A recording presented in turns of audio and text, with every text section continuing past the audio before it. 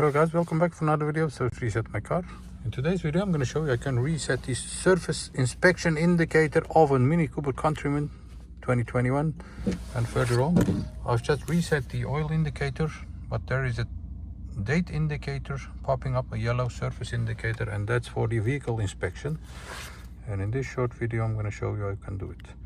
Let's start right away. We're going to use this area over here and use these buttons to scroll through this area. Press the menu button, then menu button to find this one, and go to mini over here, touchscreen also, mini, then go to vehicle status, and you'll see the service requirements, and the first one is the date. Set the date for the next inspection, or the MOT as we say, is 2026.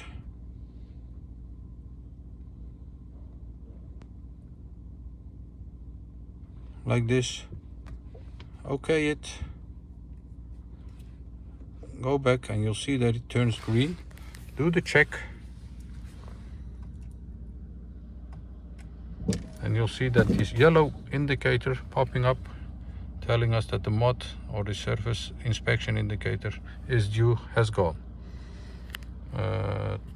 Thank you for watching, and hope to see you next time in that video. Stay safe, take care, bye bye.